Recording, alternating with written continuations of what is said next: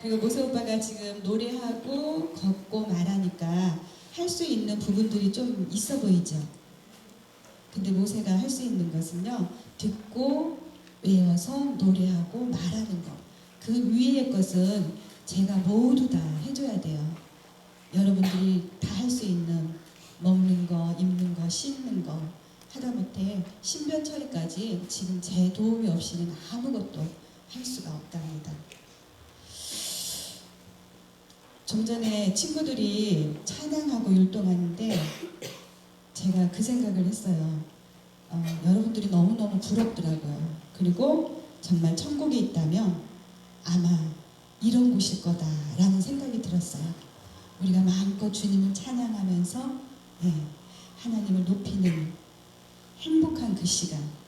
천국은 매일같이 찬양하고 우리가 행복해서 율동도 하는 그러한 곳이라고 저는 생각이 들었습니다. 여러분들 천국이 있다고 믿죠?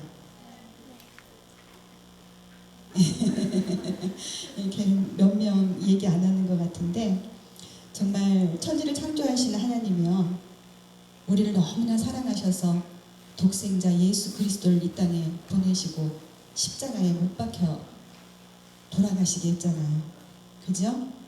그리고 예수님도 우리를 사랑하셔서 아무런 죄 없이 십자가에 달려서 우리의 죄를 대신 지시고 피 흘려 돌아가시기까지 저희를 사랑하셨습니다.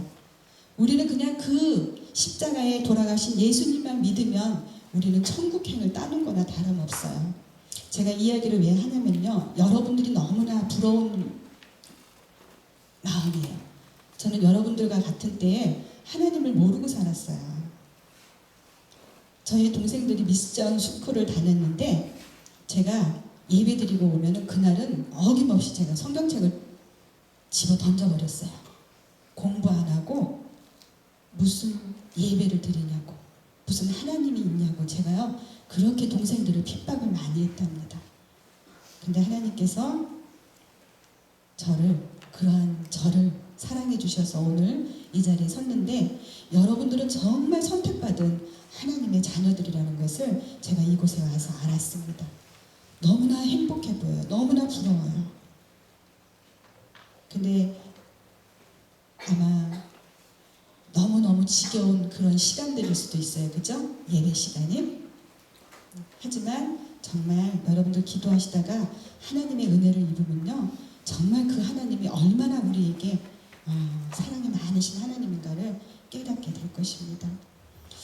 부족한 저희가 오늘 이 자리에 쓴 것은 여러분들에게 어떻게 제 이야기가 전달될지 모르지만은요, 앞으로 살아가면서 지금은 못 느끼더라도 앞으로 살아가면서 혹시라도 오늘 이 시간이 기억난다 그러면 아마 여러분들의 삶에 조금이나마 살아계신 하나님의 그 은혜를 느낄 수 있는 시간이 되지 않을까 하는 생각이 듭니다. 네, 단 한 명만이라도 오늘을 기억할 수 있다면 저는 성공이라고 생각할 거예요. 하나님께서 분명히 여러분들에게 이 시간을 기억할 수 있는 그 은혜를 주실 거라고 믿으면서 제 이야기를 하도록 하겠습니다. 저는 불교 가정에서 태어났어요. 그래서 저희 친정 어머니는 저의 이름을 절에다 올려놓고 매번 무슨 날만 되면은 불상 앞에 절을 하곤 하셨습니다. 그리고 신년 초가 되면은 저를 데리고 가는 곳이 있었어요. 무속인 집이었는데 그곳에 저를 데리고 가서 불상 앞에다 절을 하게 하셨어요. 그리고 1년 신수를 보았습니다. 그렇게 저는 하나님을 모르고 그러한 생활 속에 젖어 있다가 기독교 집안으로 시집을 가게 됐어요. 그때 결혼을 하면서 제가 저희 남편한테 나에게 교회 나가는 거 강요하지 말아달라고 남편을 통해서 시댁에 요청을 했습니다. 하지만 얼마 안 가서요, 저는 제 스스로 교회를 찾게 되었어요. 그것은 바로 저의 시어머님 때문이었습니다. 여러분들 기도하실 때에 정말 좋은 시어머니, 사랑이 많은 시어머니 만나게 해달라고 지금부터 기도하세요. 저희 시어머님은 정말 사랑이 많은 분이셨어요. 저에게 어떻게 교회 나가라 강요하시는 게 아니라 조용히 기도하시는 어머님, 그리고 당신의 입장보다는 상대방의 입장에서 생각하시면서 배려를 많이 해주시는 그 시어머님을 보면서 우리 어머님이 섬기는 분은 과연 어떤 분인가 하고 궁금하게 됐어요. 그래서 제가 교회를 스스로 찾게 되었습니다. 그리고 그때는 제가 교회에 나가서 솔직히 하나님을 만난다기보다는 저를 사랑해 주시는 시어머니께서 나에게 효도하는 것은 다른 거 다 필요 없다.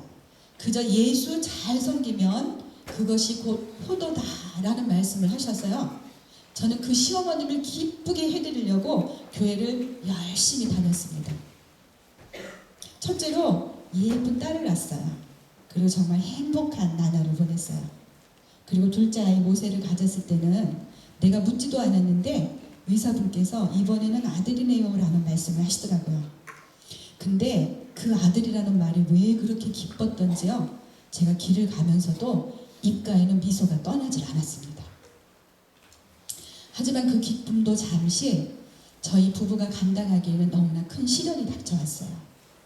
임신 4개월 말경에 초음파 검진을 하던 의사분께서 아이의 머리 뒤쪽 부분에 뼈가 형성이 되지 않은 부분으로 안에 들어 있어야 할 뇌가 밖으로 다 쏟아져 나와서 아이가 살 수 없다는 진단을 받게 되었습니다. 그때 저는 정말 엄청난 충격을 받았어요. 그래서 그 이야기를 기도하시는 시어머니께 먼저 말씀을 드렸고요. 저희는 목사님께 신방을 요청해서 함께 기도를 받고 예배를 드렸습니다.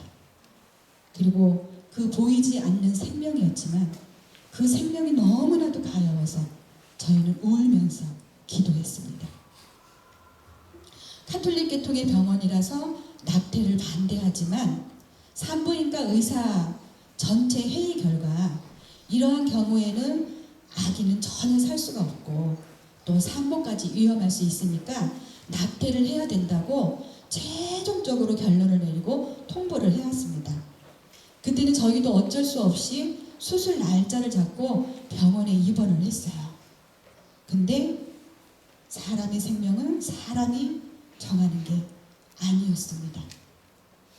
그동안에 아이에게 이상이 있어서인지 전혀 태동이 없었는데 수술 직전에 아주 아이의 미세한 태동을 느꼈어요. 그리고 하나님께서 저의 마음 가운데 이 생명을 미리 해야지 못하게 하셨습니다. 그래서 저는 낙태를 포기하고 퇴원을 했어요. 그리고 입원과 퇴원을 반복하면서 10개월을 채워서 1992년 8월 4일 제왕절개를 통해서 아이는 세상에 왔습니다. 아이를 안고 신생아실로 향하던 간호사분께서 보호자분 빨리 오세요 라고 해서 저희 남편이 신생아실 앞으로 달려갔는데요. 그곳에는 많은 구경꾼들이 모여들기 시작했답니다. 참으로 머리만한 뇌가 내막에 쌓인 채로 밖으로 흘러나와 있었습니다. 모세라는 이름은 저희 교회 목사님께서 그때 당시에 아기를 놓고 기도하시던 중에 성경에 있는 모세와 지금의 아기가 죽을 뻔한 횟수가 똑같다라고 하시면서 아이의 이름을 모세라고 지었는데 그 이름을 바뀌었느냐고 대예배 설교 중에 말씀을 하셔서 저희 남편과 시어머님이 전 성도들 앞에서 일어나서 그 이름을 바뀌노라고 해서 박모세가 되었습니다. 출산 후에 수술을 해도 죽고 안 해도 죽는다 라는 의사분의 기막히는 선언에도 불구하고 저희 가족은 살아계신 하나님을 의지하고 오직 그분께 모든 것을 맡기고 기도할 테니까 의사분들은 최선을 다해서 수술을 해주세요 라고 해서요. 태어난 지 3일째 되는 날 밖으로 나온 뇌를 모두 절단하는 수술을 했습니다. 대뇌의 70%, 소뇌의 90% 이상을 절단을 해서 이제 이 아기는 보지도 못하고 듣지도 못하고 걷지도 말하지도 못하며 온몸의 장애가 너무 극심해서 얼마 살 수 없을 거라는 이야기를 했습니다. 아니나 다를까요? 수술 후에 특수 인큐베이터에 있던 아기가요. 온몸을 부르르 떠는 전신 경련과 함께 호흡곤란이 찾아왔습니다. 병원 측에서는 예상했던 마지막 순간이 온 것이라는 얘기를 했어요. 그때 저희 시어머니께서 이 아기의 고통당하는 모습을 지켜보고 계셨고요. 병원 측에서 마지막 순간이라는 이야기를 듣고 저희 어머님이 평소에 자주 가던 산으로 달려가셨습니다. 그리고 그 산 벼랑 끝에 서서 벼랑을 구르시면서 하나님 앞에 울부짖으며 기도했어요. 하나님의 응답이 없이는 이 여정은 내려가지 않겠노라고 벼랑을 구르고 또 구르고 나뭇가지를 붙잡고 오르내리기를 반복하면서 하나님 앞에 울부짖으며 1시간여 동안을 기도할 때에 계속해서 기도하라는 응답을 받으셨습니다. 그리고 그날 밤부터 1주간 동안 철야 기도에 들어가셨어요. 기도하시다가 지쳐서 강단 앞에 쓰러져 있는 모습을 늦은 시각에 기도하러 나오시던 목사님께서 보시고 그때가 여름 휴가철이었는데 전 교인에게 휴가 반납을 선포하시면서 온 교회가 함께 하루에 2번씩 깨어서 아이를 위한 특별 기도회가 들어갔습니다. 며칠 후에 아이는 평온해졌고요. 하나님의 승리였습니다. 그때 저희 시어머님이 1주간 철야 기도회가 끝난 다음에 아예 거처를 교회로 옮기셨어요. 그리고 그 교회에서 우리 부부의 고통을 함께 감당하시기 위해서 그리고 이 아이의 생명을 위해서 25년 동안 교회에서 눈물로 기도하셨어요. 어머님이 하신 말씀이 사람들은 남의 일은 3일이면 잊어버린단다.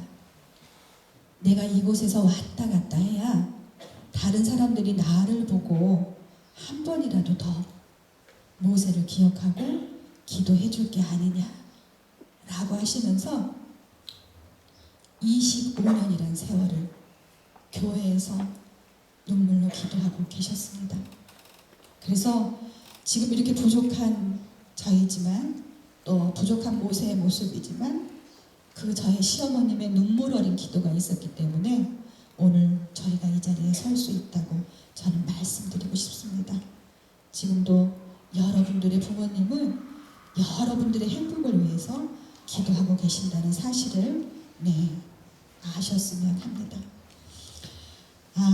항상 저희가 우리 어머님이 아이를 위해서 눈물로 기도하시면서 찬양하셨던 곡이 있는데요. 오늘은 그 곡이 아니라 You Raise Me Up이라는 곡을 부르도록 하겠습니다. 여러분들 You Raise Me Up 곡 많이들 아시죠? 그 곡을 오늘은 부르도록 하겠습니다.